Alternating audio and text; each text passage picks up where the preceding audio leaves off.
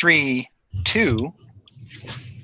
Hi, everybody, and welcome back to Dice Camera Action. Yay! Yeah. Do. We got a full house. Whee!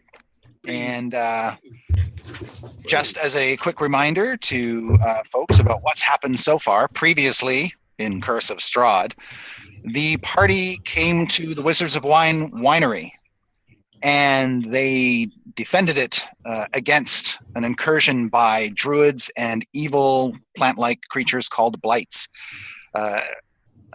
Evelyn chopped up the Gulfius staff, which caused all the blights to die, and then the party dispatched the druids one by one. But not before they managed to poison some of the wine. Fortunately, Paulton was able to make off with a generous supply of it, which would come into play a little bit later when they went off to Yester Hill, where they found an axe embedded in a dead tree. And they set ablaze a gigantic 50-foot-tall wicker effigy of Strahd. As the wicker burned away, a creature exploded from within, a gigantic tree blight that a druid named Winter Splinter, and it stormed off to go and rampage through the vineyards. After the party slew some barbarians who crawled up out of the ground, they chased down Winter Splinter and fought it fiercely. Paulton evoked a Vistani curse upon the creature, making it vulnerable to fire, and Diath took one of the wine bottles that Paulton salvaged from the winery, made a Molotov cocktail out of it, and threw it down into the creature's maw. And whereupon it was set ablaze with some very important help from Strix, who actually lit the cocktail before it got thrown. And Evelyn discovered that the battle axe that was embedded in the side of the Gulfius tree was magical, and as she used it to hack at Winter Splinter, realized this weapon did greater damage to this sort of creature. After Winter Splinter was destroyed, a green glowing gem tumbled out that Diath was able to recover. This gem appears to be one of the 3 missing gems that were stolen from the winery that help keep the grapevines alive. And the party is heading back to the winery now to ensure its safe return. Yes. Except for Evelyn, who was tossed unconscious into the forest. Indeed. And so, yes, before the fall of Winter Splinter, the creature was able to smash Evelyn and hurl her through the woods. Paulton, on horseback, went after her and found her broken body lying unconscious in the dirt. And Paulton, you have inspiration for using your Vistani curse against Winter Splinter. And just keep that in mind as the adventure proceeds. And what would you like to do when you find Evelyn's unconscious body? I believe I set out with a potion. Yes. Why don't we leave her unconscious throughout the night? Just a fair point. Well, I'm not there. Just having thoughts to yourself. well, if we can try and use that. Okay. Hop down off the horse and put the potion down her throat. Mm-hmm. That was All a right. potion of greater healings, which was 8d4 plus 8. All right. So Nate, roll 8d4 and add 8. I'll remove that from my character sheet. Right. Yep. So 8d4 plus 8, right? Yep. All right, cool. 4, 8, 9.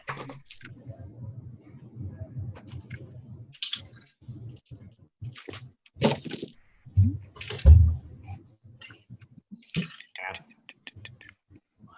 21. One more. I have drank like 4 cups of coffee today, so I am very, Wired. very here. And here's another one. I'm just like, hello, everyone. How many dice? I'm just like, You'll be overthrowing your dice, flipping them across. yeah. 32. 32. Yay! All right. So you have 32 hit points, Evelyn. You wake up to see Paulton's friendly visage staring at you. I throw my arms around his neck and say, All right. "Thank you for saving me. Okay, great. Yep, no problem. We're good. You're so sweet. You just take such good care of your friends."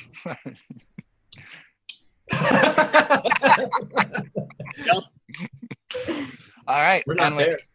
with Evelyn returned to the world of the conscious, what do you guys do next?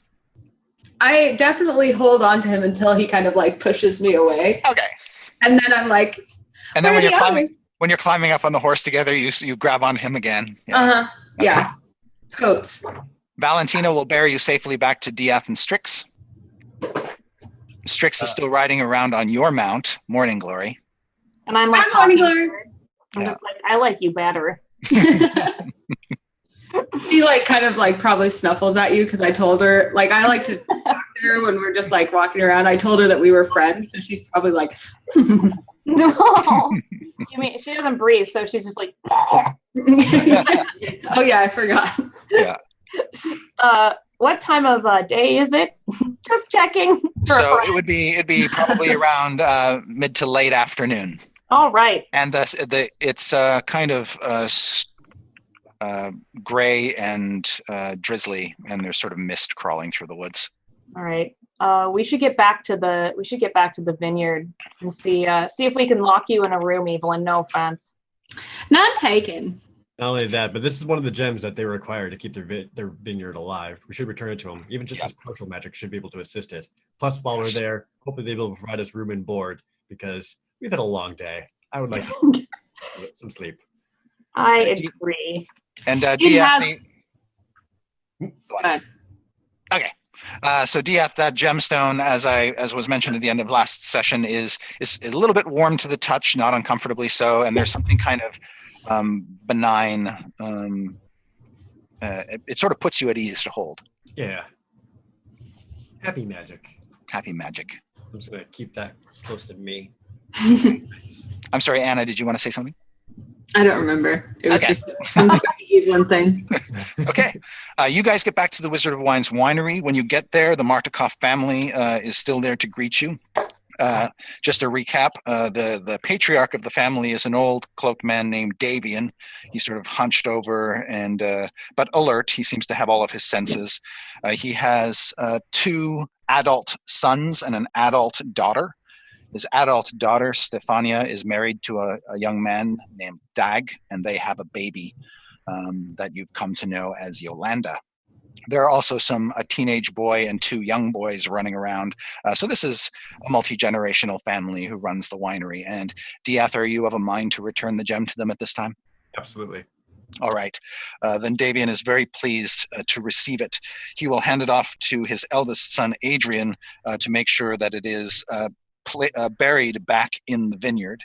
Adrian and Elvir, his brother, will go off and take care of that because they don't want to take a chance that the vines will die. In your absence, they were able to ascertain that the only wine that they believe was tainted was in the vat that you guys destroyed.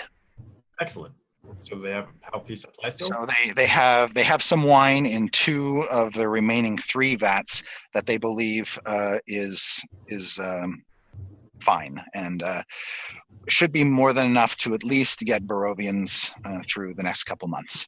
While they're all talking about that, Evelyn walks toward the baby like, Okay, nuzzling the absolutely. baby. And Stefania will let you have the baby to coddle. And, I sing it a children's song about Lathander. Like, okay. who is the light of the morning? This is very bothered by this. Okay. She'll just shuffle away. Okay. Not wave some ghastly bone rattle in its face. No. Oh, that also would be in character. Give it some horrible little totem that you made. Yeah. It's just like, you want a snickety snook? And it's just like, it's crying. No, I think actually the baby would relish such a. Oh, it's true. It does live here. Yep, exactly. I can see it, just like the baby just like frowning at me as I'm like, we all look forward to the morning. Most Barovian children have like rocks and twigs for toys. So. And they only get dirges for All right. So the upstairs of the winery, the main gathering place for the family is their kitchen/dining room, which you sort of briefly pass through during your explorations of the place. Off of that room is the master bedroom where Stefania, Dag, and the baby sleep, and then everyone else basically sleeps down a hall on the opposite side of the dining room, in separate little bedrooms with bunks. And they tell you that they can give you one of those rooms, and there are 2 bunk beds, 4 beds total in the room if you wish. Excellent. Yeah, that'd be great. Yep. So they can definitely put you up. If we could, if we have a very sturdy locked cellar or something, or So hard yep. close. They can show one of the family members, maybe Davian himself. He can take you down to the cellar. There's a spiral staircase that leads down to it. It's a cold, dark, very open place.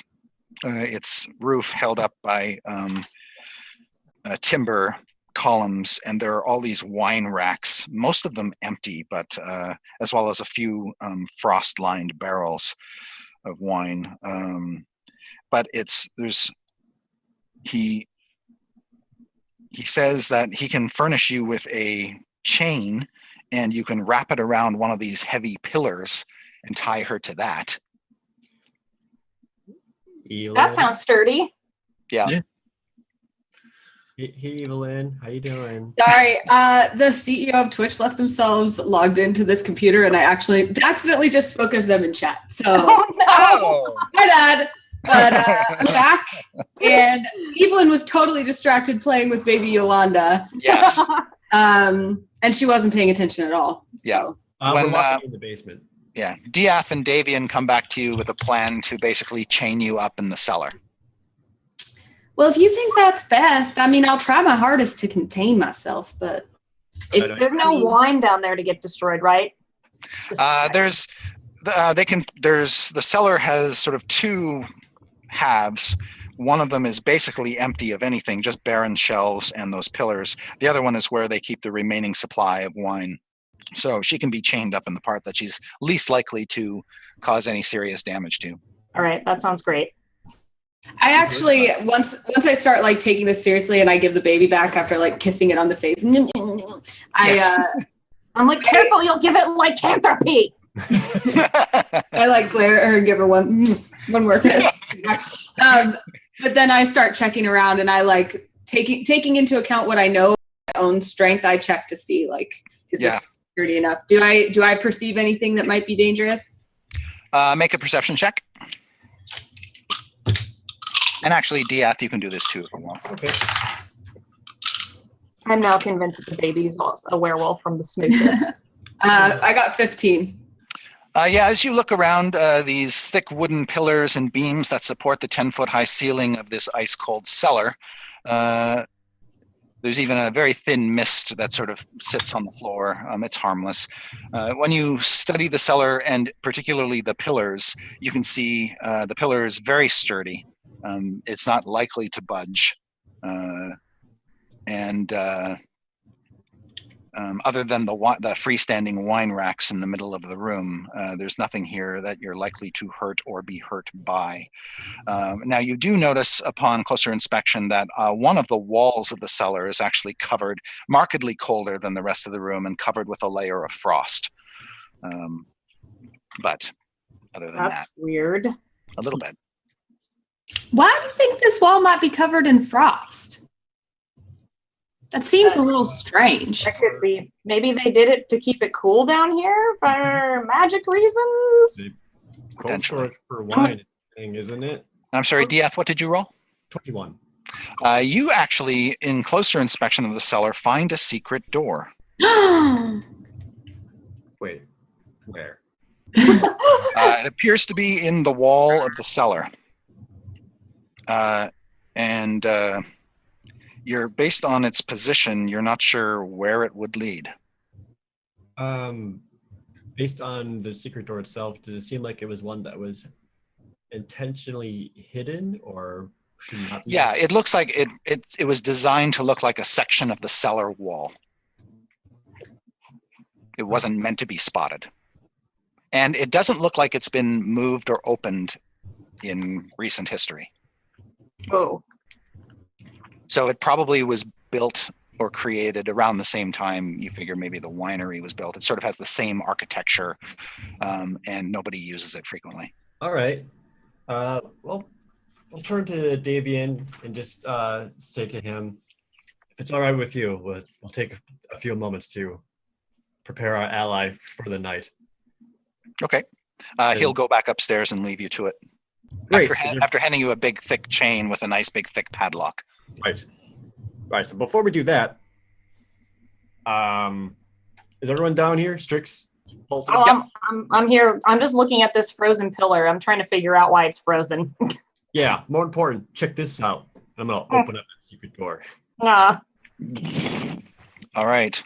When you push the door open, and it takes some effort to do, you are greeted by a blast of cold air. Ah. You see a dark tunnel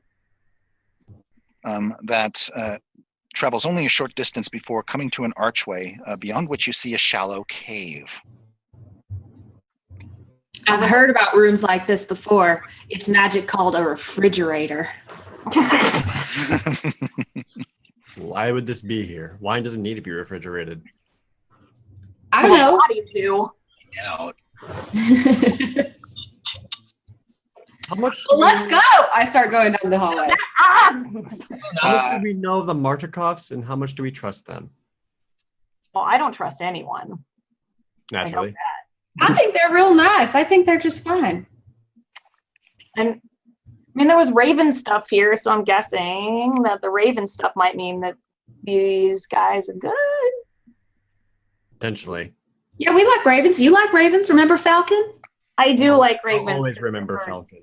I know. So Evelyn's going to boldly start making her way down the corridor, the short hallway. As she does, Evelyn, make a perception check. See if you see or hear anything ahead. 13. All right. That is enough to see that as you begin to get deeper into this dark place, and I assume you have a light source of some kind.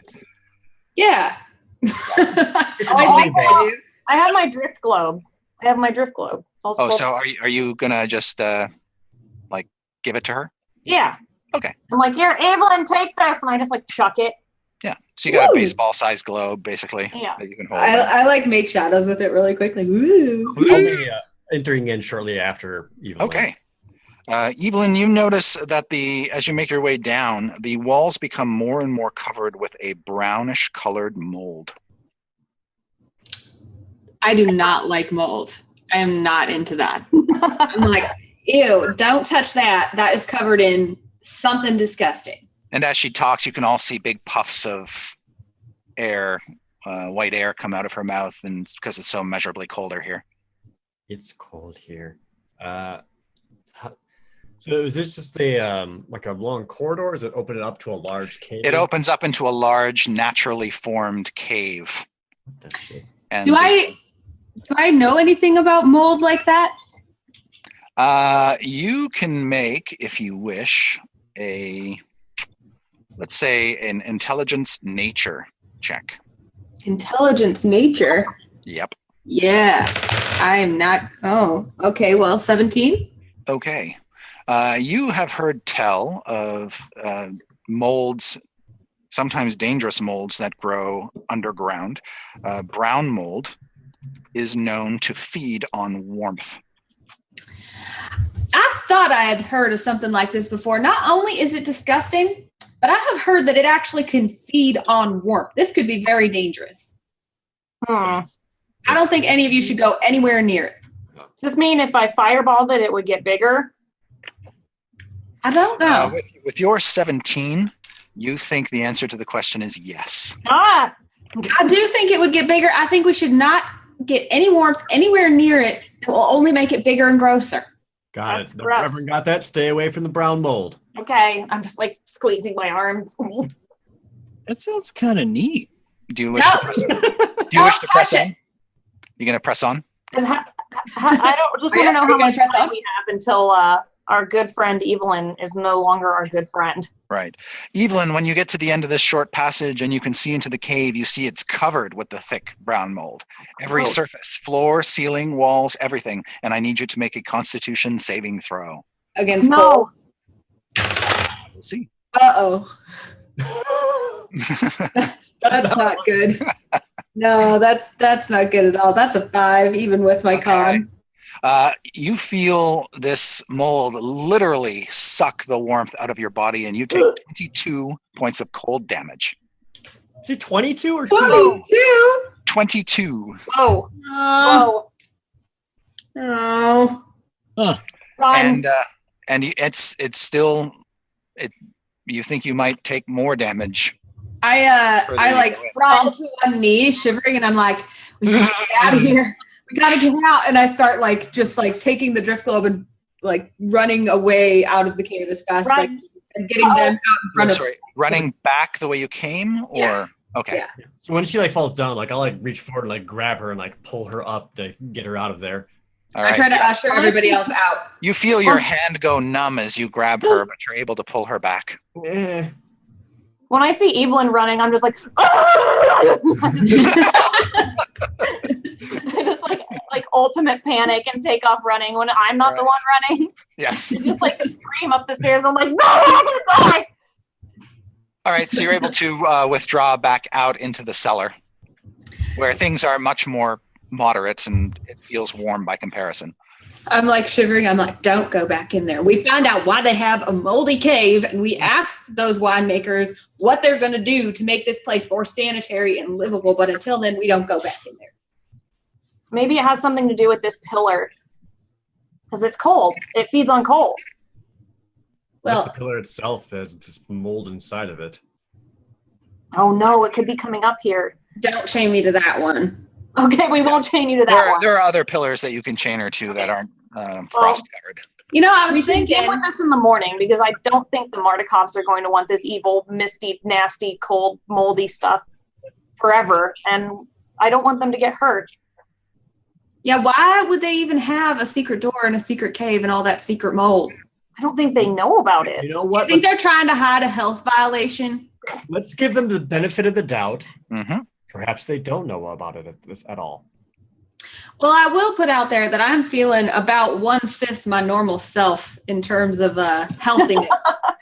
And I was thinking I could really use a long rest. And I don't know if it might be easier to help me sleep since I'm so darn weak right now. Let's shut this door first off. Okay. I'm not going near that door. You close the secret door. That seems to keep the cold from getting into the cellar as much. So let's sleep on it. We'll take a nice nap, and we'll worry about it in the morning. Yes. And by Right, nap, you mean tie our good friend up. Yes. Yeah. Well, we'll get Evelyn blankets and stuff to make sure cold. Okay. You're so sweet. Cheap All right. blankets. Yes. You chain Evelyn to one of the pillars. Make sure it's the lock is good and secure, and that there isn't any real room for her to worm her way out. And then you get blankets and stuff that you can sort of pile up around her so that she feels a little bit more comfortable. It's still a cold ass cellar, Evelyn. You're not terribly pleased about being down here, but especially because it's cold because of mold. Evelyn really doesn't like mold, so yes. Yeah. Understand, Evelyn. This is for your own good and for the Martikovs. Can we set someone outside to watch the door just in case and take watches again like we did last time? That's actually a fantastic idea, Strix. We can do the same thing. There are two ways into and out of the cellar. One is a ramp. Actually, there are three. One is a staircase that goes up to the fermentation area and to the sleeping quarters. One is a ramp that goes up to the loading docks. And one is a staircase that goes up to what you later realize is a glass blowing workshop where they make their bottles. Oh. So if you are to sort of watch all of the ways into the cellar, it would take all three of you to do so. Oh, we could just watch. We could just watch Evelyn through. Or you could just stand here in the cold and just For our friend and each Yeah. other, we'll just wrap ourselves, cocoon up in a Yeah. blanket, just do what we All right. have to do. Excellent. It is after about an hour down here. You guys are just miserably cold, I hate this. chattering into the blankets. It's okay. The wine will keep us warm. Yes. Well, you do have that. Paulton, are you going to share your wine? Crystal's really sad. She really wants some. She's like, I reluctantly pass it around. It's like whoever wishes to partake. You pop the cork on a bottle of purple grape mash number 5, and you pass the bottle around to everybody so they can warm themselves. But it doesn't have the same robust flavor as your bottle of Red Dragon Crush, which might warm them even more. Yeah, Paulton wouldn't give us the good stuff. Yeah, he wouldn't give you the good stuff. Paulton's drinking that himself because he's only got one bottle of that stuff. The other one got thrown down the gullet of Winter Splinter, so he's not giving that one up to you guys. "Aw, Look, we've all had to make sacrifices here.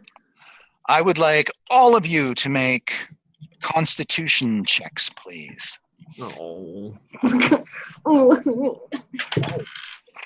that's actually pretty good. eh, 15. 15 for DF, 13." 13 for, I'm sorry, who was that? Me, Holly. Okay, 10 for Evelyn. 10 for Evelyn. Paulton? The night has begun. Nate, All dude, you need new dice. Yeah. Morning comes. Wait, if we're gonna take a long rest, shouldn't we do some recovering, like some hit dice spending, some Oh, that's resolved at the end. recovering? Okay. It's at the end. Okay. When morning comes, DF, Yes. you realize that you had dozed off in the later part of the morning. You were able to stay awake and alert and pretty vigilant up until about what you would assume to be maybe 3, 4 in the morning. And then you suddenly wake with a start and you see that Evelyn is not there. What? No. Moreover, you can see that the chain appears to have snapped. This big ass chain. I told you to put me to sleep. Okay. Immediately like dart up and like get over there and start looking for clues on what could happen. I'm looking for like claw marks, slash marks. Yeah. Like if she forced her way out or if she was let out. Right. Or You can either make an intelligence investigation or a wisdom perception check, your choice. I'll go perception. 18. Okay, when you look at the chain, you can see that evidence suggests that it was not broken by sheer brute force, but somehow cut. Didn't we take my weapons away? I don't think it was your weapon that took it. Mysterious voice.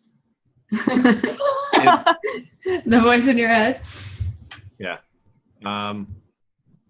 It's the iron is sort of sheared.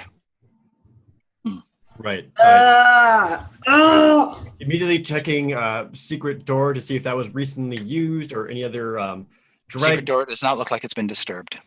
drag marks or like from like the weight of her armor or anything or her weapon or at the other exits. It is now. I have a question for you, but backing up a little bit. Did you take her weapons off of her? I think Evelyn would have given her weapons up. I didn't do it. I don't think Evelyn's dumb enough to not know her own capability. Right. Yes. In that case, her weapons and stuff, everything that she gave up is still here, in your care, in your possession. She left without them, or she was taken away without them. Don't leave Oh, Lightfall. I took her. Okay. I go back. I find Strix. I find Polton. I wake them up immediately, and I'm like, Yep. up now. Oh, Strix is holding. Strix is sleeping with the doll, by the way. Yeah. That's the first thing we see. Just no. Is it still? Like, Is it still Don't be really mean to Mr. Shamble Face. Is it still like pretty early in the morning? Like are the Mordecai's not awake yet? That would be your guess, but you're down in the cellar. It's hard to tell. Okay. I'm hoping they're not awake yet. Everyone stay quiet, just in case we don't want to alarm them or bring attention to ourselves. Evelyn is missing. We're going to find her. All right. How are we going to find her? Well, I know what directions she didn't go. I was guarding one spot. It didn't look like they went through into the gross, moldy ice cavern. So that leaves what? 2 possibilities? Yeah, it means she either went up the ramp into the loading dock area or she went up through the glass blower shop. Let's check the loading dock first. Sorry. So with that, before we move on to this, do we want to resolve any resting? Yes, you all can gain the benefits of a long rest. A long rest, yay! Yep, you got your hit points back and all your cool. I'm assuming not me though. We don't know. We'll see. Oh no! You may or may not have had a busy night. We'll find out. Lathander, save me! Great. Okay, we'll go to the loading dock right away. And yeah, you run up the ramp to the loading dock. You throw open the door. The loading dock has not changed much since you last saw it, but as soon as you get there, you realize that it is the wee hours of the morning, and it's sort of gray outside and still kind of dark, and all seems quiet in the loading dock. The only thing you can hear is the sound of distant rumbling thunder. Damn it. All right, let's check the other one. Yeah. Let's all go. All right, yeah, nothing here looks like it was or whatever, not that I can tell. When you run into the fermentation vat area, you can see that the Mardikovs have done their best to sort of clean up the mess that was left behind by the shattered vat. They've also seemingly disposed of the corpses and swept away the small little twig monsters who were scattered upon the floor. And there is a back door that leads into the wine glass blower's shop. And when you go in there and look around, you see no signs of anyone. All is quiet. A dirty window in one wall lets a little bit of morning light enter the room. You see wine bottles and tools and a barrel of sand next to a hearth, a staircase going back down into the cellar, which you know about, and the barred back door. Now that door, when you last saw it, was closed and the bar was down over it. That door is now hanging open and the bar has been thrown up. Strix is going to look at Dieth and look at the door and then go, let's see if her horse, we need to see if her horse is there. Nasty undead horse thing. If it's there, then she didn't leave on her own. Right. Excellent point.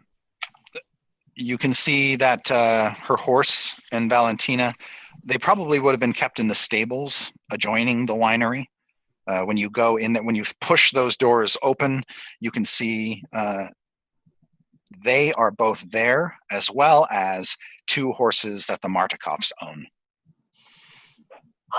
They have not been disturbed. Evelyn has not taken them.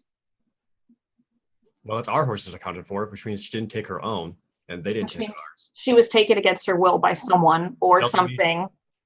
There's also good someone nearby. Take the puppet. Yeah. It's at that point in time when you hear a horrifying scream from upstairs in the winery. The scream is a female voice. It's female, a screaming female adult. Upstairs. They're probably fine. Let's check this door out. They're probably fine. I'm just kidding. Did it sound like someone we know? Make a perception check, DF. Hey. I'll do it too, just in case. 11. Yeah, I'm going to do it too. Yep. This is not a hard check, so. Oh, okay. All right, 16. All right. You both realize that the scream comes from Davian Mardikov's adult daughter, Stefania. Oh, no. Oh, no. Okay. Oh, God. Well, let's go. I'm just going to run towards it. Don't do this, Chris. There's still time. Don't do it. Here we go. Just don't do it. When you run upstairs and you burst into the upstairs rooms, you can see that the Martikovs have been awakened by the screams, and they're obviously in panic and distraught. You can see in the master bedroom, Stefania being consoled by her husband, and you see the empty cradle. What? Oh shit! What is happening? Strix is just pulling her hair out. There's just a big clump on the ground. Should have left the baby with Uncle Paulton. Why is it gotta be on Uncle Paulton? Strix is going to be as calming as she can because Evelyn's gone and she feels like she has to be a little bit more calming. Yeah. You also see that the secret door in the master bedroom that Dieth discovered a couple episodes ago that leads to the loading crane area, that is also open. And of course, Evelyn knew about it.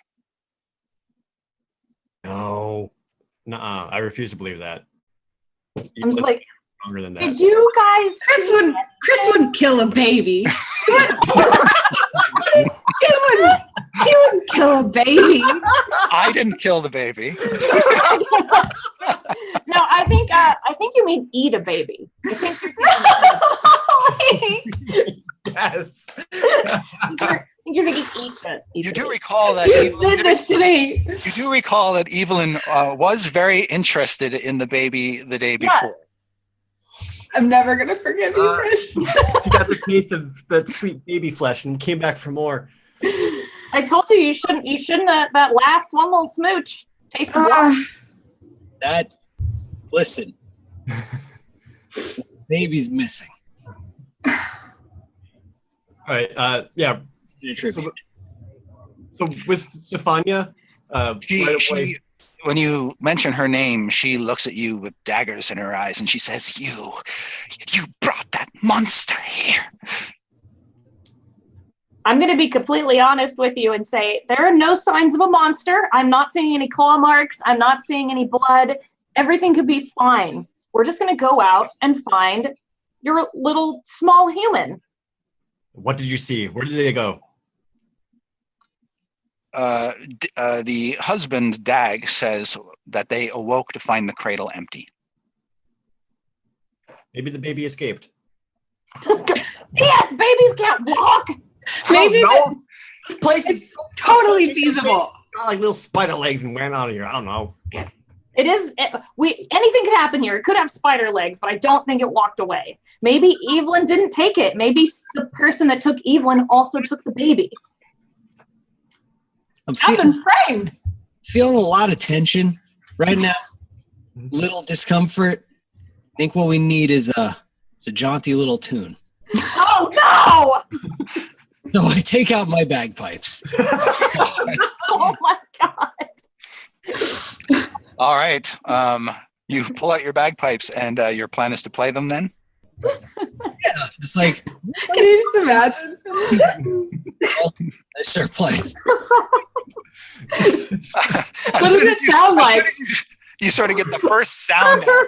Davian just sort of reaches up and pulls it out of your mouth. And It's just like has the most shocked face. She's like, just like I'm in disbelief. And he says, "We can't waste time. We have to try to find Yolanda." Baby Yolanda! You see, he goes over and throws the window open and the shutters open on the master bedroom. And then you immediately see him transform into a raven. All of his clothing falls away around him and he flies out the window. Whoa! Whoa! Whoa! Cool. You see that his two sons do exactly the same thing. Look, I want this power. How can I be one of these cool things? And that leaves you with the distraught Stefania and her husband Dag and the three younger boys. Can you guys? Okay. You guys are were-ravens. Awesome. That's fine. So, this is fine. We're going to help you. So far. Exactly. We're going to help you, and we're going to go out and find them. So let's all go and see if we can see any evidence in the forest. Sound like a good idea? DF Paulton, let's do that. After we're done checking the rest of the of this house, it's going to have gone somewhere. Sure. With them checking out outside, that they'll find anything long before any of us can. That's true. They're birds. Into that secret passage that I found that led into this room. Look for clues. Yes. There. All right, that takes you back into the upper level of the loading dock. You can see blood soaked into the wooden floor from where you killed that evil druid and took his staff, but his corpse is long gone. You can see, you can make a perception check to see if you see any other clues. Certainly. Anything and everything. 16.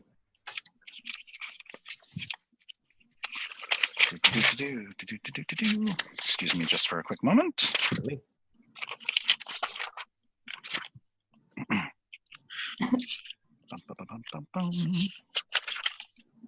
Oops. The good news is I still have Juniper on me. I never gave your mouse back. You never gave her back? Nope. You kept her safe. Although maybe we should have eaten the rat instead of a baby. It's a mouse. Juniper's a mouse. Whatever. I have the rat. Yeah.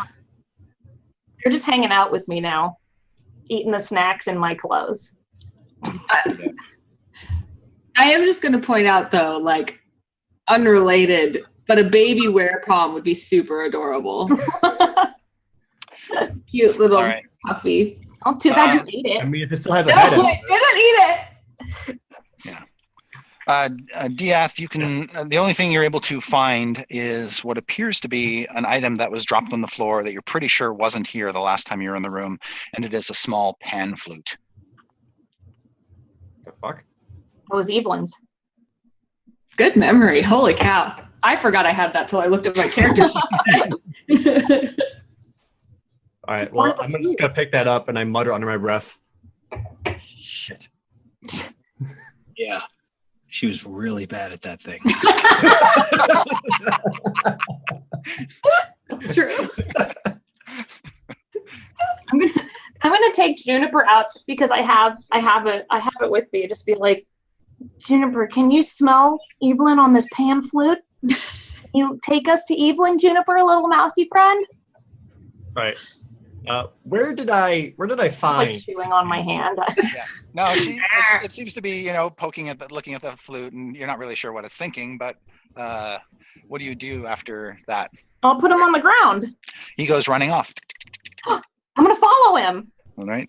This is what we're doing now. We're chasing the rat. No, and it's a mouse, DF, and it's Evelyn's friend, just like Stinky is my friend, and it's like.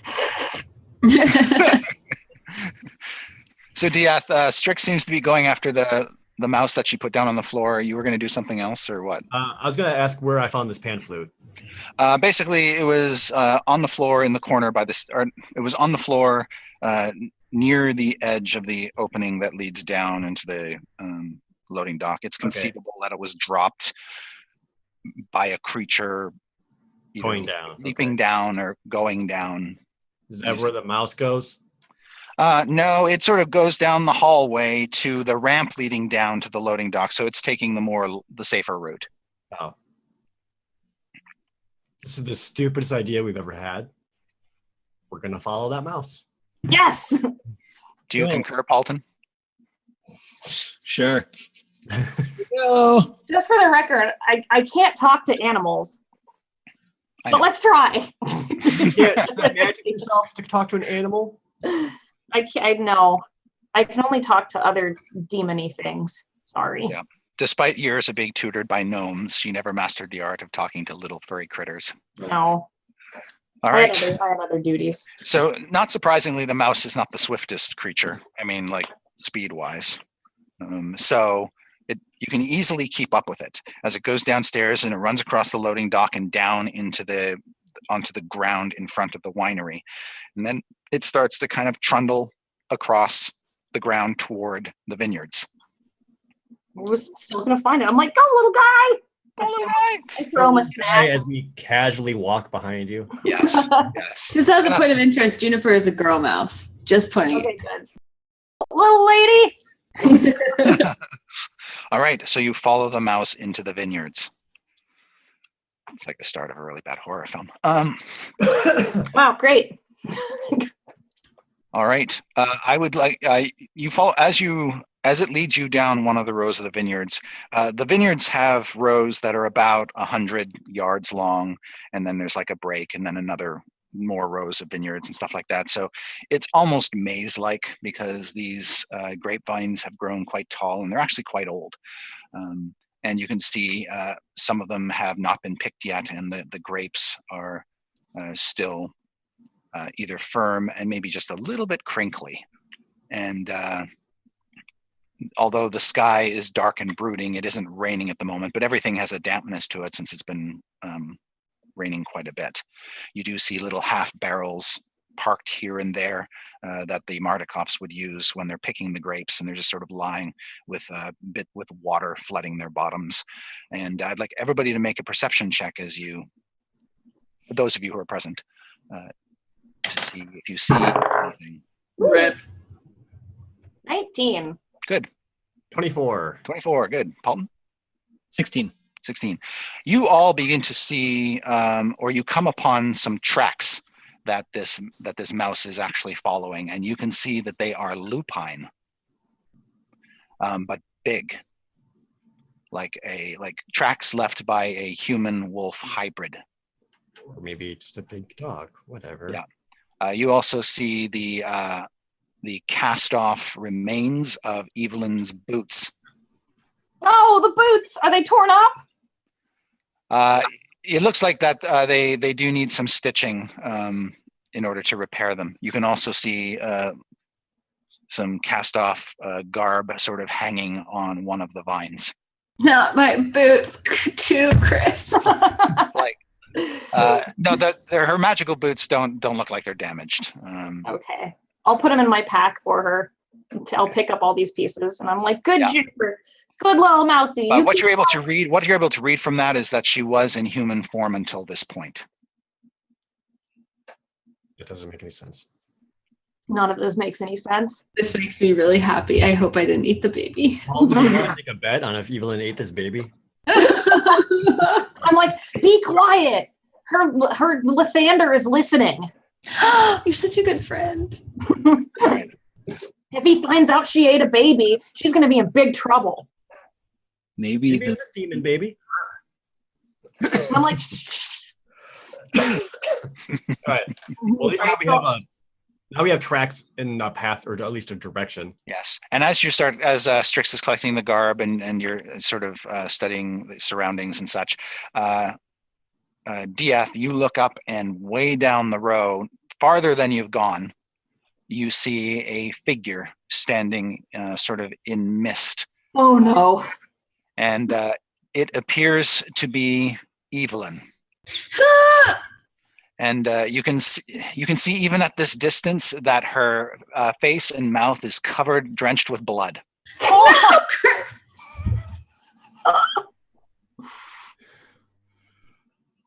I'm like, oh hey, I hope that's grapes. And the way she's moving, generally in your direction, is kind of slow, almost like she's dazed. I sprint off after her. Okay. All right, I'm gonna follow Diaz. What are you gonna do with the mouse? Oh, I'll pick Juniper up, of course. Okay. All right. Yeah. Come on, Juniper. Don't Yes. look. I'll cover its eyes. So, Evelyn, you have no memory of the night's festivities.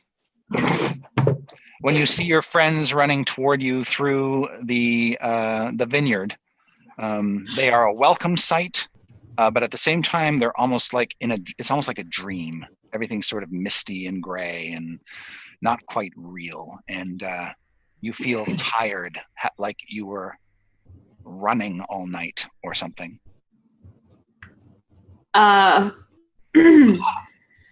As they approach, the way that Evelyn would normally run to Paulton, she sees Strix first and just walks toward her and kind of collapses into her arms. Oh, I'm gonna give her a big hug.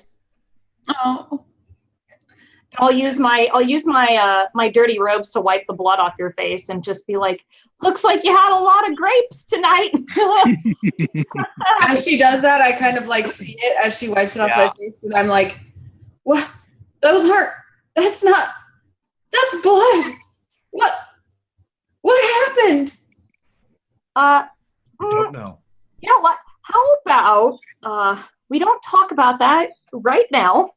Let's get you dressed and cleaned up. And, yeah, that's when you realize that pretty much everything you were wearing is just in tatters or all but gone, Evelyn. I'm just like in shock. Like I can't even process. I'm just like staring at my hands. And I like, if Evelyn could faint, she would probably faint, but she's like too not fainty to faint. A raven flies down and assumes the form of Davian Martikov. And when he sees you, Evelyn, he says, "Where's the baby? What did you do with it?" The baby's gone? like, oh no. I look at Strix and I'm like, did I take the baby? No, You took it! Nope, we're still looking. Did you eat it? Curse you! Help me, let's Curse you! No, not. I'm gonna get, Strix is gonna look at him and be like, look, we are trying to help you here. Our friend, we don't know what happened. Someone else could have taken your baby. You both need to calm down or we're going to Yes, you're right. Of course you're right. I'm like kneeling and rocking and praying like, dear Lathander, Lord of the Morning, give me your servants. He's going to do this forever unless we calm down. He says, my family will not understand. You need to leave.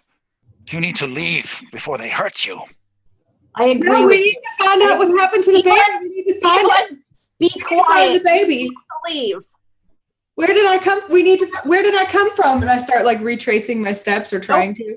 Nope. Yeah. I'm gonna. Nope. Here, Paulton, give her wine. You feel the cold mud squish under your feet as you make your way sort of back the way you came, and your party's following you. Do I see like footsteps from where I came from? Yeah, they're not hard to spot. And actually, you have such great scent. You have no trouble following tracks. I feel like I'm gonna barf. So I'm just like, I'm ignoring any sound around me. I'm just like 100% focused on like, I'm going back where I came from. I have to find out what happened. Where's the baby? The rest of you just see her kind of assume this kind of hunting, kind of very studious, focused. Right, nose to the ground, sniffing. Yeah. Thing. Yeah. You had mentioned that there were lupine footprints. Yeah. Back earlier before we saw Evelyn. Yeah. Do those lead to here, or are there other footprints around They here? seem to lead to here and beyond. In fact, Evelyn seems to be following her own tracks at this point. I guess we'll follow her. Yeah. I don't really want to see where it leads, honestly. All right. The tracks lead out to the edge of the vineyard, very near to the gravel road that runs to the winery. So at some point she must have crossed it or maybe taken it somewhere. And it's at that point that you all see a man coming down the road, the dusty road, on the back of what looks like almost an ashen white horse. Whoa. That has glowing white eyes. So this horse is not natural. It's some sort of supernatural thing. The figure on the top of the horse is an elf with grayish skin and black long hair, well dressed, with a bearing, a sort of cold bearing of an aristocrat. And you can see a steady calm in his eyes as he and his steed approach. They're not galloping, they're just kind of sauntering, but he's got something in his arms, wrapped in what appears to be his cloak. And the cloak is very fine. It seems to be made of the finest sheepskin with a beautiful sort of grayish wolf fur trim. And he's got it all sort of bundled up in his arms as he makes his way down the road toward you. And he's somewhat surprised to see you, enough that he kind of pulls back on the horse a bit and it stops and remains perfectly still. When you get this close to the horse, you can sort of see a mist pouring off of it. Strix is just gonna look and go, oh, hey, Cutter, is that a baby you got there? We're looking for a baby. It's human, though, not like you. He said, yes, I found it in a wolf's den. Yolanda! And I run up to him, and try to, when you run up with your sort of blood-stained face and hand, you can see that he says, you must be the mother. And he hands it to you. Is it Yolanda? It is Yolanda, and she is wrapped up safe and sound in this man's cloak. I whisper, damn it, and hand Paulton $10. Evelyn is sobbing. The tears are running tracks in the blood on her face. She's unconsolably sobbing, and she walks over to Davian, who's still there, right? No, you left Davian behind.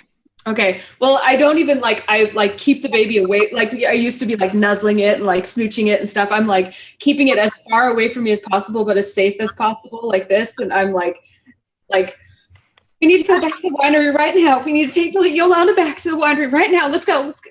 Come on. And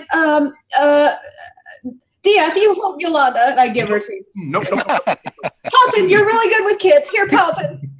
Oh, here. God. You hold Yolanda. Okay. All right. Oh, as you hold Yolanda, Paulton, you see that she's smiling broadly at you. She seems very content. I'm gonna look to Paulton and be like, Paulton, if Evelyn didn't eat the baby, then whose blood was on her face? Do I hear that? God, completely. I was sobbing with relief, and then she said that, and I'm like. So this man that's in front of us upon this misty horse, nothing on him suggests any kind of, say, I don't know, a wound or anything. You can see that he has a sheath to his hip, a scimitar. You can also see that he's got nice, shiny black boots. And a high sort of collar around his neck. He does not look like he has been wounded in any way, at least not recently, but he does have an old scar across his forehead, like somebody just clipped him with a sword tip in some sort of duel or something. It doesn't look, it's totally healed over, and it's really no more than just a dark streak across his forehead. But as you study him more closely, when you look into his eyes, he is elven, as evidenced by his pointy ears and his slight form. He probably would stand about 5'8" if he were on the ground, but being on the horse gives him a bearing and a countenance that's infinitely more formidable. But there's a look in his eyes to suggest a world wisdom. They're the eyes of a man who has killed many in his lifetime. I walk back up to him, kind of brushing the tears off, and I say, "Thank you so much. You can't know how much you've done today to save such a wonderful family and me." You're welcome. Where did you say you found Yolanda?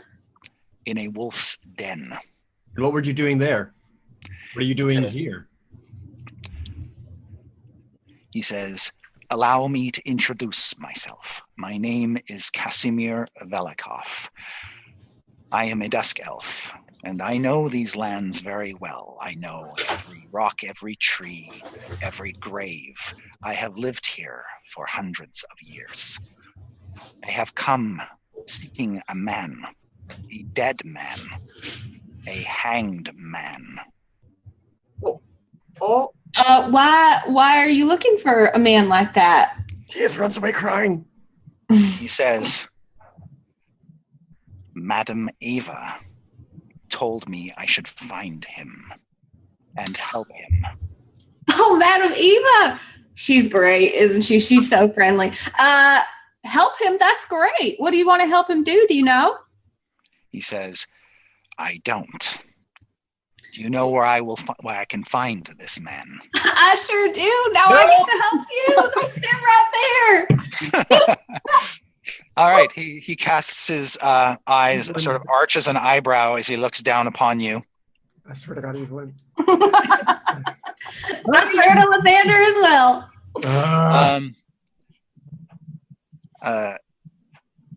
I would like.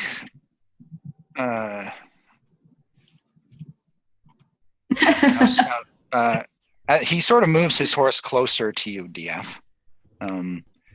And when he comes to a certain point, you hear, just in your head or all around you, the screams of thousands of men. What? It's just like a cacophony. It's almost skull-splittingly loud. Yeah, I like put a hand to my head and just kind of scream in retaliation, like take several steps back away from him. Yep. And Strix, you can actually hear it too when he gets close enough to you. I don't hear it. No, you don't hear it, Evelyn. And Paulton, you hear it too, the screams of thousands of souls when he comes close to you. I like cover the baby's ears. Can I do an Arcana check to figure out maybe why this is happening? Yep. Right. I want to know if I know any magical reason of why this would happen. 21. You aren't exactly sure. It seems to be connected to him. Your best guess is you've heard these types of screams before. It's like being on the shores of the river Styx. Oh, great. And hearing the souls of the damned sort of being coursed down the river into the 9 hells. Why are you guys being so rude? He's a perfectly well-dressed man, and he would like to help you. Don't be shut up. judgmental. I'm just gonna look at the elf and say, "Whoa, you've got something going on there. Have you been to the hells before? Or I mean, it's not a great place." He says, "I have killed many men in my lifetime, and my enemies have cursed me." Oh, are your enemies? Who are your enemies? Maybe like some.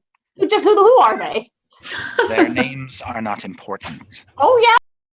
I think they are. He says, "But these are men who threatened my kind, my people, and my family, and I put them to death." All right. Are you friends with a tall, vampiric man who wears nice clothes and rules this place? You are speaking of Strad von Zarovich. Shh, don't say his name. It makes him stronger. He looks at you and he says, "He is the devil. He killed my sister, Patrina, and trapped her in the catacombs of his castle." Strix just like wipes her hand. She's like, "All right, this guy's good." Screams aside, he's fine. Just walks away. I am still 100% paranoid and do not trust this man whatsoever. So it pretty much like he says, "On my travels across this land, I passed through the town of Valaki and heard of a man who had been hanged, and yet here you are." By the grace of Lathander. Nah. A man who had been hanged and disappeared from the gallows. By the grace of Lathander. He says, "I wish to help you. And in so doing, Madame Ava says you will help me." Oh, there we go. Fine, I'll bite. What do you need? My curse lifted. Oh. Actually, we need one of those too. Okay. He says, "There is a place in the mountains called the Amber Temple, a repository of ancient lore that was guarded by wizards. Therein lies the key to undoing powerful curses such as mine." I should put a hand. It's like, oh, come on. I know about the Amber Temple, dude. Just I know. Come on. Madam Think maybe Ava you said can- you would. Do you think maybe you could also get rid of our friend's wolf condition? You are the one who took the child, then. I don't think so, but that's why I was hoping maybe you could show me this wolf's den. Maybe I could retrace my steps just to make sure I haven't offended the Morning Lord. Yes. And he sort of turns his horse around as if to do exactly that. We should bring the baby back. Yes, bringing the baby back would also be a good idea. That's true. Maybe we should drop off Yolanda and then check this out, maybe. Okay. You make your way back to the winery. As you approach, even before you get to the winery, the various Martikops who have been searching high and low in raven form spot you and sort of descend upon you until pretty much the whole, both Davian and his two eldest boys are there, as well as a couple of the younger boys. And when they see that Yolanda is safe and sound, a great relief falls over them. Although they are shocked by your appearance, Evelyn, all seems to be well in their mind. And Elvir will quickly take the baby and see it return to his sister. I kind of like shrink back from really even interacting with any of them. I just kind of like nod and like, yeah, Yolanda's okay, that's good and everything. But like until I figure out what happened, I'm not even really interacting with them because I feel this like guilt of the unknown. You sort of back up and there's this kind of weird phantom horse next to you. And you see Casemir say, "The wolf den, then." Just one sec. Strix, have you seen my weapons and stuff? All my gear? Oh yeah, here you go. I just got it. Like I have all your boots and stuff. Dumps it out of the sack. They're a little dirty. I gather all my stuff back. All right. Okay. Although I'm sure my clothing is probably tattered, but everything else is good, right? Yep. Evelyn, since you're not quite so freaked out as you were a few moments ago, make a perception check and you have advantage. Ooh. Oh, good, because this is the first thing I rolled. Oh no. Oh, has this ever happened before? Oh no. Hey! Wow, that's excellent. That was the best advantage roll of all time. Yep. I didn't max that. You can sense that the blood that's sort of still kind of caked on you is not human blood. It appears to be goat's blood. Oh. I'm like kind of like I'm still, trying to clean it off as best I can while being in a hurry. But I'm like, I'm positive this isn't human blood. This is goat's blood. It's fine. I'm sure we're just gonna find some farmer. I need to give a few gold pieces and it'll be fun. Audience laughter.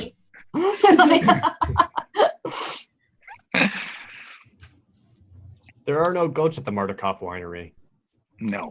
I'm sure I must go apologize to some deer goat farmer. I'm sure it's near this wolf's den. We'll just go check it out with our new friend Casemir. And I'm sure it'll be fun. We'll just resolve this real quickly. Yolanda's safe, and Lathander has blessed me with his caretaking once again and kept me from committing an egregious sin. All right. Wolf Well, den, then. Yes, please. Oh, and I also get Morning Glory. Oh, of course, yes. we'll get onto our horses and then we will follow Casemir. I'm still on high alert the entire time I'm with this dude. Yeah. I'm probably still hearing screams too, right? Those of you, except for Evelyn, can hear these horrendous screams that emanate from the man whenever you get close to him. Ugh. I'm riding Morning Glory next to Casemir, and I kind of like point at his horse, like point at my horse, like, yeah. It's right, Casemir. I'm just like, so is the yelling thing? It's like all the time, right? This is constant. He says, yes. Great. All the time. Cool. I'm sure that's not annoying. He says it is the price of justice. Yeah? Okay, let's go with that. He leads you up the road and then sort of off the road into the woods east of the vineyard. And then he dismounts. And then when he gets about 10 feet away from his mount just goes down into mist and is gone. Whoa! I look at Morning Glory and I'm like, cool! Can you do that? Yeah, can you? Nope. You're not sure what would happen to Morning Glory if you dismissed it. But I can just resummon her, can't I? yes, you can. Okay. But you're not sure what sort of visual effect accompanies the departure of Right. Worse. Yeah. I miss you too much. And I scratch her chin. Her bony chin, yeah. Yeah. All right. And you see that Casemir seems to be navigating some uneven terrain, walking on foot that really horses can't navigate too well. He climbs up over some dead logs and things. And then up ahead, if you follow him on foot, which you'll kind of have to do, he takes you to a place where, you see what appears to be a wolf's den nestled among some rocks. There are no pups or anything there, but there's evidence of bones and other detritus that would suggest wolves do lair here. At that point, roll initiative. Uh-oh. Don't get bit, anyone. I yell. Oh, another 20. Whoa. So that gives me 22. 22. And Jared, what was DS roll? DS is 20. 20 total. Strix? 10. 10. Paulton? 16. 16. All right. Cool.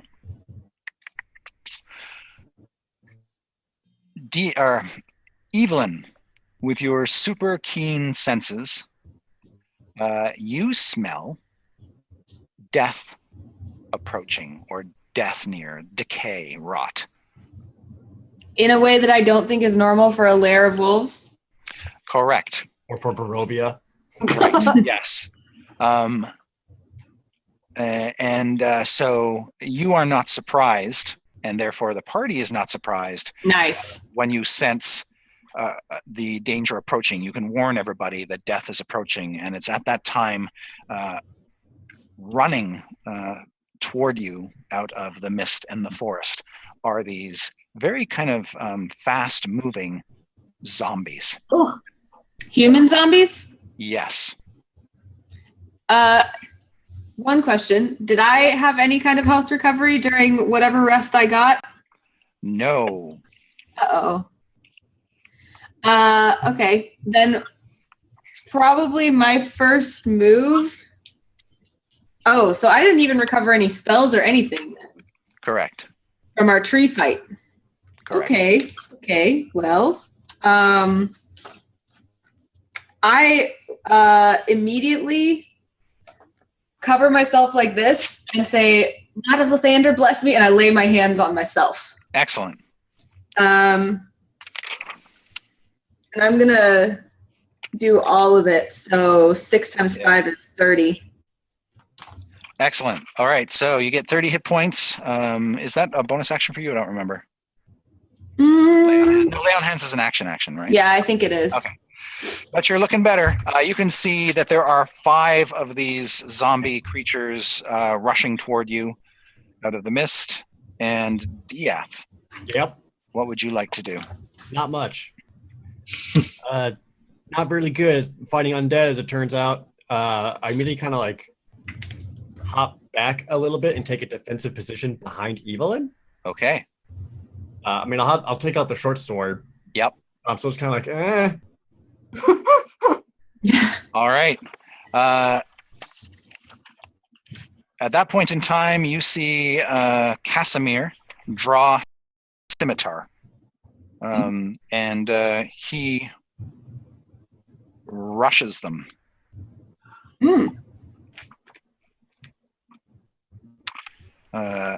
Confronting one right off the bat. And when he runs up to it, you see him just sort of slash across it 3 times. He seems to hit all 3 times. And the zombie, although serious, one of its arms gets lopped off, another slash across its torso, and the final blow comes down basically into its neck. It still seems to be alive, although not in good condition. Zorro. And then it is Paulton's turn. So how far are they all away? They're about 30 feet away. Okay. And it looks like they just crawled up out of the ground because they're covered with dirt. Okay. And they're all kind of running toward us? Yes. Okay. And the interesting thing is they're not all coming from the same direction. So they were sort of, I guess they were interred in different places around here in the forest. So some of them are kind of running up behind you. Oh, okay. So they're not all grouped together? Correct. And there appears to be 5 of them. That puts a wrench.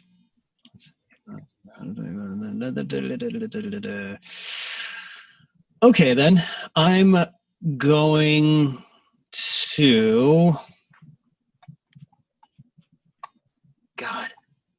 All right, how many are like within sight of me? You can see all 5 at this point, all sort of in different directions.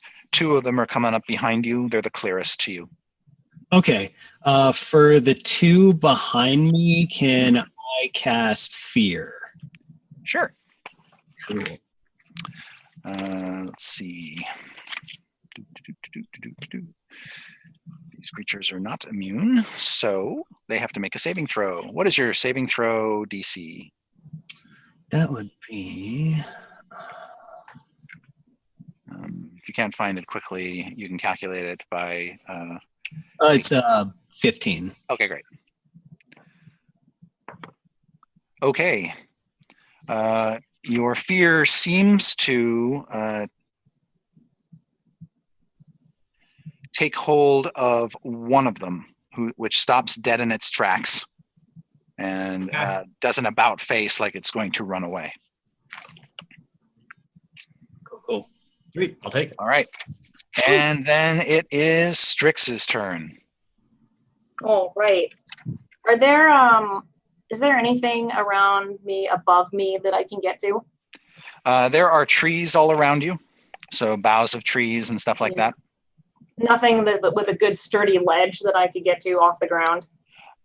There are some rocks around here that you could climb up on, and the tallest ones are about 7-8 feet tall. Okay, great. I am going to go ahead and Misty Step myself up on those rocks. Yep. All right.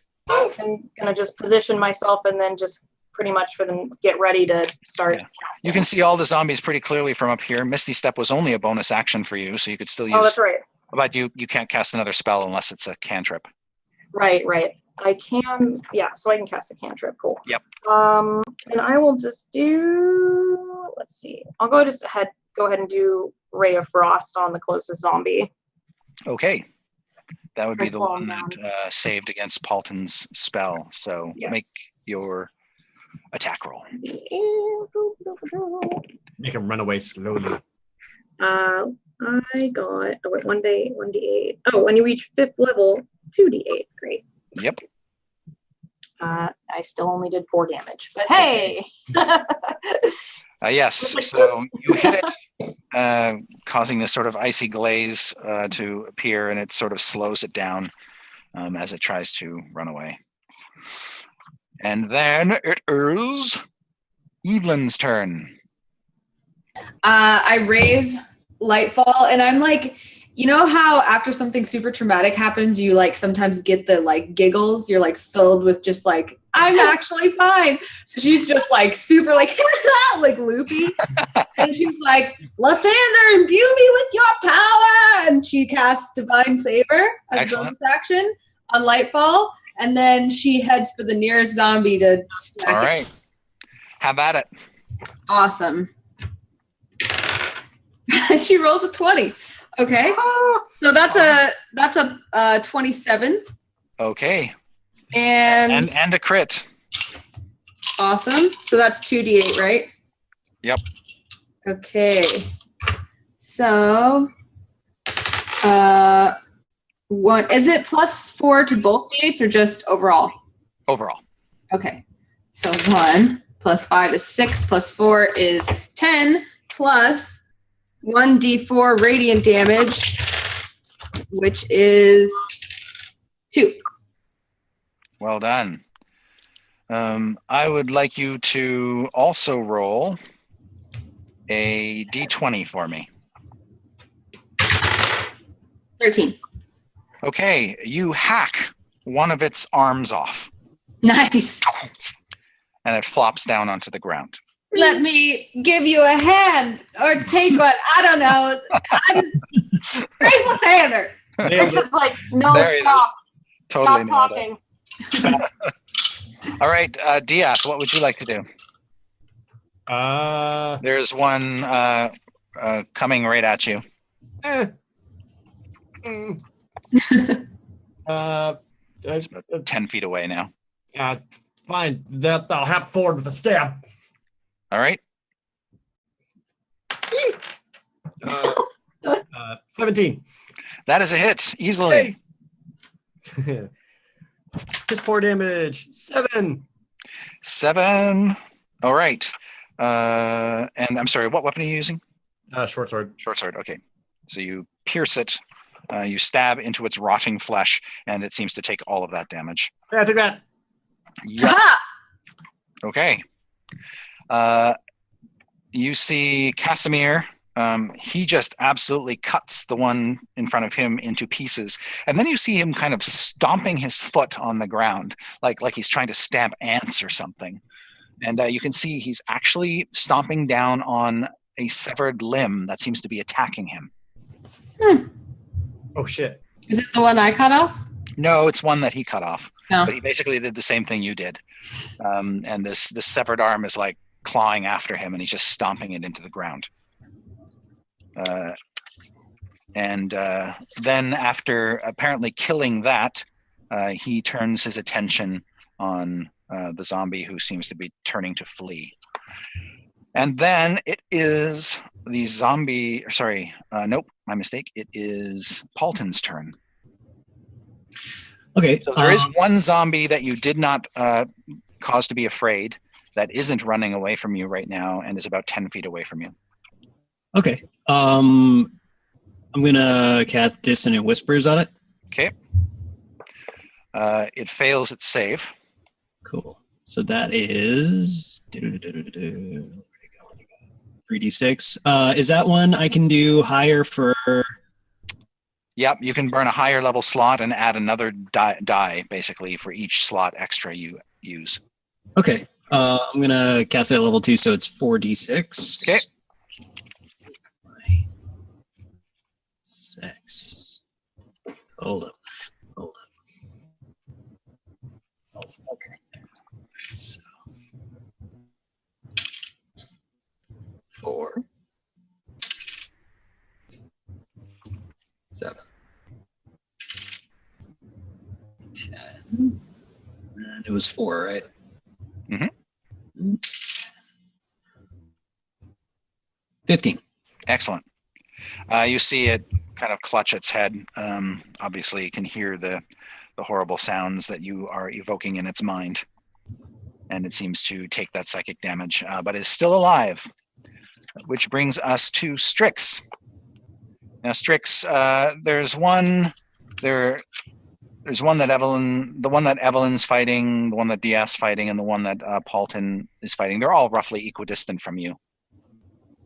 Cool. Oh, well, I guess I'll just do the usual.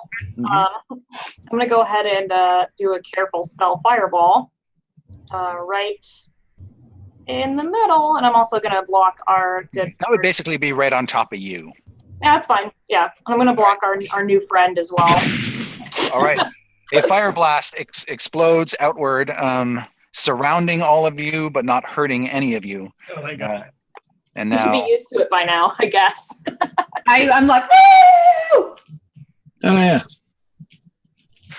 all of the zombies, there's 3 of them, failed their saves, so they're going to take all the damages. The All one right. that was driven by fear to run away was just out of range. Darn. Well, Oops. one is better than a bunch. All right. So numbers are 1, 2, 1, 2, 2, 2. 5, 3, 3, Okay. 2 more. 6, 2. All right. So 8 and 11 is 19, 20, 22, 3, 24 points of damage to all of them. Okay. That incinerates them all. They Yes. turn into blackened skeletons and collapse into smoldering piles of limbs. Strix just stands on the rock with her staff, like laughing manically, like like kind of scary and really disturbing. I like kind of join her. I'm like, I'm like Almost yelling things in infernal. Yep. So the one that was incinerated in front of you, Diath, you see its eyes just sort of boil in its skull and burst out. And then as it collapses in front of you, you just see smoke issuing from its eye sockets. Clearly horribly dead. I breathe a sigh of relief, Yeah. knowing I don't have to fight it anymore. Yes. Evelyn's, yours is roasted too. And actually the dismembered limb also looked like it was going to come to life and attack you. It gets fried as well and just sort of turns into a shriveled crisp of a hand. I golf it with Lightfall. All right. And to make a long story short, Rahadin, or the elf, the dusk elf, Casemir, will go after this horrible fleeing zombie and just cut it down. With 3 attacks. Yeah. And all the zombies are toast. Yay. At which point, Casemir turns back to you and says, Strahd zombies, created by Strahd himself. For what reason exactly, do you think? He says, this smells like a trap. I I think because he's God mad did at it? Evelyn. I hate Strahd. He is evil Stop saying incarnate. that. No, don't say his name and don't say it He is last. just an enemy of Lathander. No. Strix And is I will smite him from the face of this She's land. like putting her hands on her mouth. She's like, no. Zombies. Well, I see- that makes me feel so much better because now I understand that this was all a trap laid by Strahd because he's No, mad at us. No. Accidentally- He is trying to turn your curse against you all. He is. He's trying to do that, but he will not succeed. You know why? Because of hashtag friendship and because of the light of Lathander. As long as you are so cursed, you will be vulnerable to him and you'll put your friends in jeopardy. I suppose you're right. I could have done something really horrible. We need to find a way to end this curse. Is it at the Amber Temple? Should we go to the other wolves? I just don't know. He says, the Amber Temple. The wizards there locked away great secrets. And there's no reason for us to go to the wolf den, Evelyn. I disagree. We need to finish checking out the wolf den.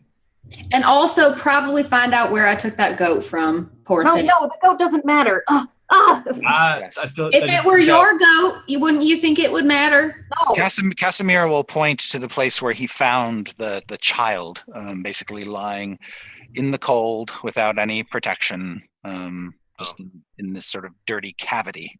I sniff around. Casemir, lead the way. Do I smell anything? Perceive anything? Yeah, you do smell that the child was here.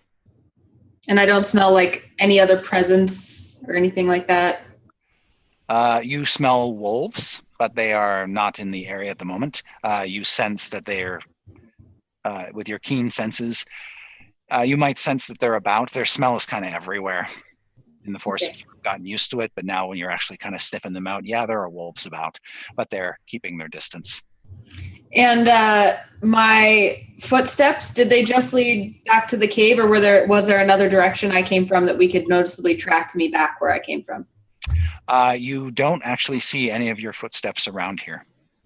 And do I see any other tracks, like as though maybe I was born in on horseback or anything? Like, do I see coming and goings?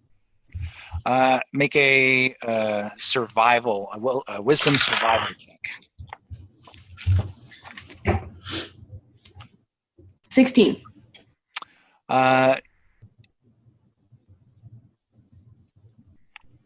That's a good question. So with that roll, you are able to see. You don't find really any tracks leading to, other than wolf tracks, you don't find any tracks leading to and or from this area. Just wolves. Now, some of the wolf tracks are, shall we say, unnaturally big, like dire wolf sized, perhaps. But that's it. But with your 16, you do spot what appears to be a partial heel print from a boot of some kind. Fresh enough to suggest that at least someone has been through here, but there's nothing else around the boot to suggest it went in a particular direction. Whoever was here and left this mark took efforts to try to not leave signs of their passage. This seemed to have escaped their notice. And when, two questions. The direwolf print, do I know the difference between mine and someone else's when I'm in wolf form? Mm-hmm. And it's not mine. No. As far as you know, you have never been here. Okay. And then the tracks that we were following originally when I was stumbling out of the mist, did we follow those already, or did we know where I came from, or were they confused? You did not follow those to their natural ending point. Okay. You went off with Casemir to basically find the wolf's den. Right. So then I say, on the way back, could we just stop and just check out where I came from just to see if I can find this poor farmer real quick? Okay. As you make your way back toward the winery and you head back into the vineyard to find and follow up Evelyn's trail, it'll probably take you several hours to do this, Evelyn, to basically retrace your steps throughout the night, because it turns out, as you begin to explore this, that you were all over the place. You were running around the vineyards, you were going through the woods, you were chasing possibly other animals, picking up on other scents. You get the sense that you were just running around in the night, wolfing out, having the time of your life. And after about 4 hours of following your tracks to the best of your ability, you find a mutilated mountain goat. Oh, I'm very happy about this. I'm oh, and I say a little blessing for the life of the animal, but I feel much centered and I didn't agree. You are rather distressed, however, when you see that its remains are scattered over about a 20-foot area. You just went to town on this creature. Yeah, so when I was following my footsteps around, I was kind of if you looked closely, you could see I would kind of smile, because this is Evelyn's inner wild thing that she doesn't really let out. But so I'm kind of oh, isn't this is sweet. This is my inner me being unbridled. But then when I see that, it's thank you, Lathander. All blessings to you. Great morning, Lord. And then I just turn around and when Casemir, right now. When Casemir sees the carnage, he says, "We must rid you of this curse as quickly as possible." You're right. I didn't want to believe it was true. I wanted to believe that I could control it, but my flesh is weak, and I owe my servitude to Lathander. And if I cannot control myself, I'm not worthy of being his servant. Strix is going to lop off the goat's horns and hang them off of her robe. Okay. At least you're not wasted. Because you made me walk around. Let's go fix you. All right. Let's go. You see the elf kind of look at you with some distaste, some silent disapproval. Me or Strix? Strix. Oh, okay. Let's go like this. All right. Now I'm ready. Let's go to the Amber Temple. Yeah. What's wrong, DS? Evelyn didn't take the baby. Yeah, there was I don't know if I told you guys this. Sorry, I've just been kind of all over the place, as you can tell. But there was a heel print from a boot indicating that there was someone who stole the baby, put it in the wolf cave, wanted everyone to believe that I took and ate the baby, but I did not. So I believe that Casemir's explanation is the best one, that Strahd has a personal vendetta against me and against us and wants everyone to believe that I am evil instead of being a servant of the great morning Lord Lathander, which I am. None of this adds up. Evelyn did not take the baby. You did not break out of your chains. You were let out. Some Strahd person, some servant of Strahd. Exactly. And if you were running around all around this entire vineyard without any kind of clear direction, there's no way you could have had that baby because that was your direction. That's what you needed. You weren't chasing anything. You're just going around, like presumably as a wild animal, or perhaps not even under your control at all. This baby was gone and missing. And suddenly, Buddy Casemir shows up out of nowhere saying, I found the baby. Man, that sure is a pretty big coincidence. Strix is like, look at this guy. He says, are you calling me a liar? I am absolutely calling you a liar. I don't trust you worth a damn. He will sort of just, he's not a particularly tall man, but you're how tall? 5'11". All right, so you are taller than him. He will sort of stride up to you with that aristocratic bearing of which you are becoming grossly accustomed. And he says, Madam Ava put us together for a reason. Maybe you should put aside your distrust and we can accomplish our mutual goals and move on. I don't like this. Just like, I can't hear you over the screaming. There is that. It really bothers the musician, especially. This is clearly something that he can't control. The screaming sounds of all of these people whom he silenced over the years. And he says, listen to them. Listen to them all. They're just yelling. It's incomprehensible. I hear them all quite Kill clearly. them, so it's understandable. He says, the howling screams of the dead. I wish them to end. Will you help me, or will you stand in opposition to us? We're us? Who's the other one? Is there someone else here? He says, the screaming voices. Oh, you're counting them. Okay. Oh, that's weird. We're gonna help you, right, Dia? I kind of look back at the rest of the party, almost like looking for some kind of reassurance or general faith or notion from them on what they believe to be right. He says, and if you help me, I will help you fight Strahd. I like that. Can I make like a insight general feeling check? Absolutely. It is I'm very insightful. It's a 17. He's lying. I just get this overwhelming feeling, this like burning conviction. I say, by the light of Lathander, I do not believe you. Dieth, you're right. He will not help us fight Strahd. He said, Cool, man. Strahd killed my sister. Strahd killed a lot of people, but something about you is not right. You tell us the truth right now. I persuade him to tell me the truth. He says, he looks at you coldly and says, fine, here's the truth. Strahd wanted to marry my sister, Patrina. I and several others in my Dusk Elf clan would not let her be corrupted by his evil, and we stoned her to death. After she died, Strahd claimed her remains and locked them down in the catacombs of his castle, and, as punishment, murdered all of the other women in our clan, thereby condemning us to never again, thereby condemning us to live out our eternity with no children and no chance. Is that why you stole baby? He says, I did not steal the child. Is he lying again? He says, I saved that child.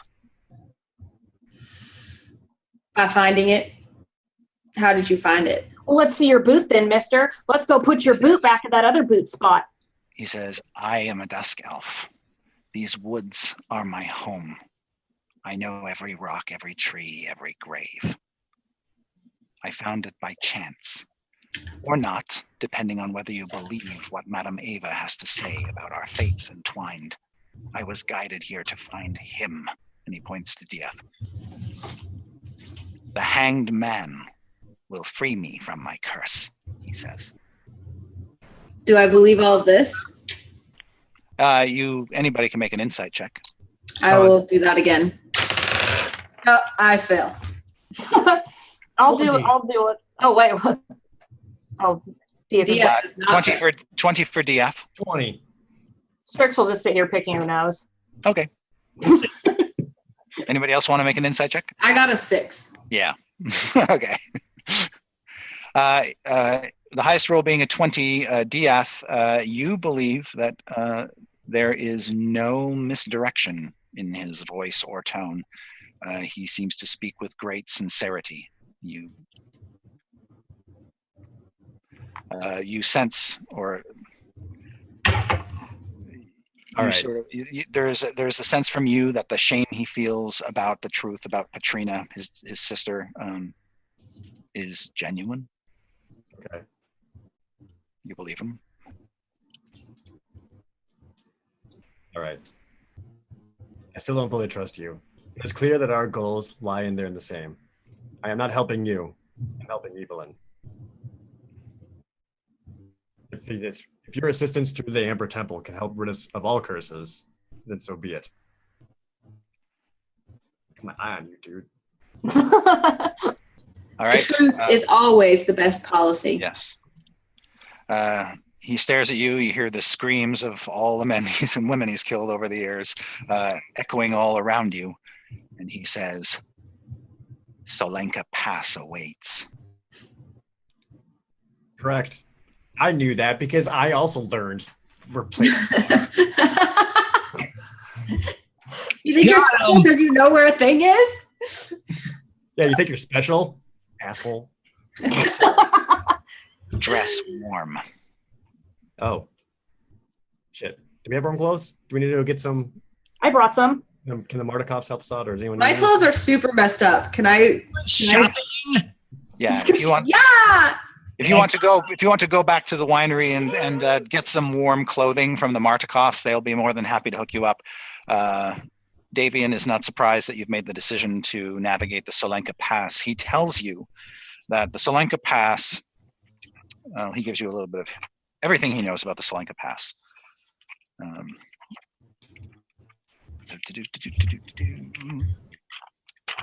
There we go.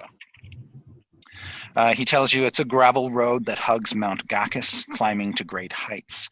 It starts at the Raven River crossing. And after about 7 miles, you'll reach a gatehouse. Basically a wall with a gate set into it.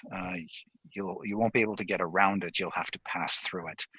There is not only the iron gate itself lowered into place, but a curtain of green flame. Green flame! He says beyond the gatehouse is a guard tower of white stone. And beyond that, a stone bridge that spans the Luna River.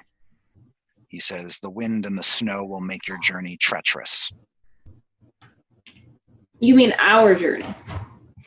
Davian says, yeah, your journey. Yeah. I thought this was Casemir. Yeah. No. Casemir, yes. He says our journey. Okay. All right. Let's get whatever provisions and things we can do to prepare ourselves, and okay. Reassure that the Mardikovs that we will continue to look for their 2 other missing gems so they can bring their winery back up to full. They're delighted to hear that, and they thank you profusely. And Stefania, she apologizes to all of you for her accusatory tone and unleashing her grief upon you. I give her a hug and say all sorts of consolatory things and, apologies and stuff. All right. Strix is just going to be like, we're used to it. I'm also going to reach into one of my pouches and give 2 of the necklaces I had attained much earlier. Just saying, it's not much, but perhaps this will help cover any expenses or damages or.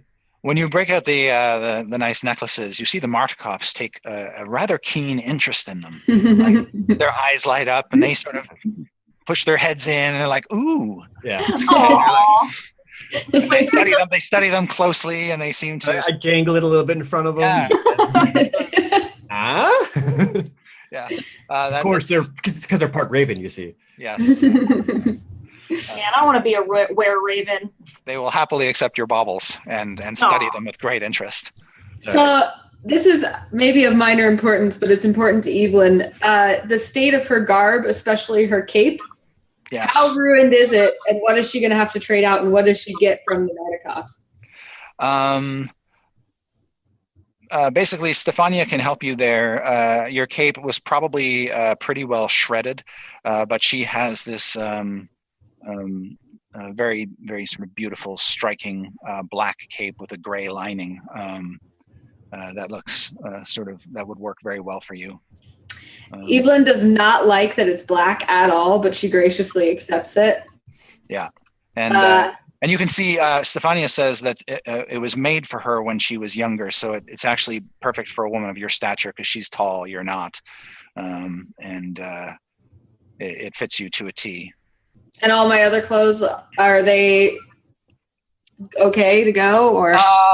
Your basic clothes are pretty shredded, but everything that you care about can easily be replaced with comparable Barovian attire. Barovian attire is the stuff that you find here. It's almost from a different generation. It's like a throwback to Victorian age in sort of a modern analog. So am I all in dark clothes now then? Because I was in all white and gold before.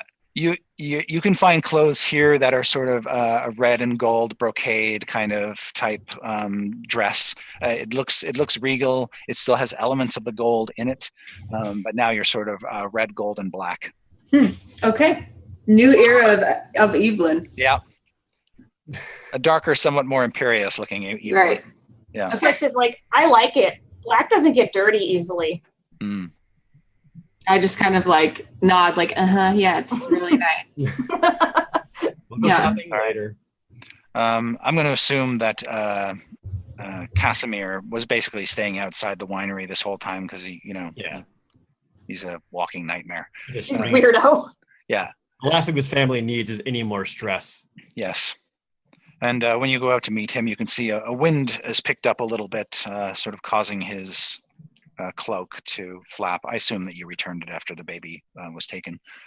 If not, he'll probably want it back. Yeah. Since it will help him keep him warm. Mm-hmm. So he'll don his sheepskin and wolf-lined cloak, and he will conjure forth his phantom steed, which seems to form out of the very mists. Whatever, we got our own steed. And he'll mount up. Now, you guys get your own steeds, of course, so everybody is mounted. And you can make your way up the road, out of the vineyards, back to the Raven Road intersection, and look for the signs to Solenka Pass, a dirt road that hugs this mountain that we will climb next week. Yay! Ooh! Oh my gosh. To Solenka Pass. Solenka Pass. Next week's episode is called The Road Never Traveled. This episode titles You'll are so want to good. tune in, folks. It's going to be a good one. No. He says after the episode where it was unclear whether Evelyn ate a baby. Very stressful. A few quick notes. A new Force Grey episode 3 released yesterday. A new Acquisitions Incorporated episode releases tomorrow.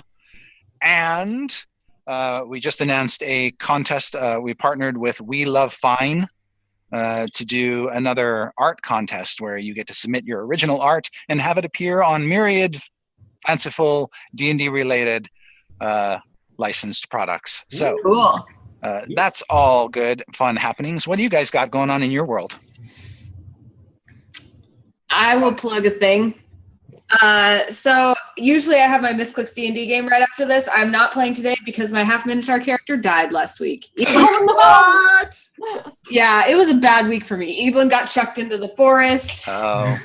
And then we actually fought another plant monster in that game, a giant plant monster that triple critted me twice in a row and wiped me out completely. I have like 3 HP and it just killed me outright. Oh no. That was an anticlimactic and very sad death, so I took the week off from that show. So they're still going to play, but I won't be there today. But the thing I was going to plug was the TwitchCon talent show is a project I've been working on. It's the first time that Twitch has now begun allowing performance art on Twitch, and I am heading up a performance art showcase at TwitchCon. So any of you talented musicians, actors, magicians, comedians, anything that is there any kind of performance that's not allowed? Don't set yourself on fire. You know. Okay. But yeah. So submit for anything that's PG friendly, right? It doesn't even necessarily have to be PG. Okay. But you know. Yep.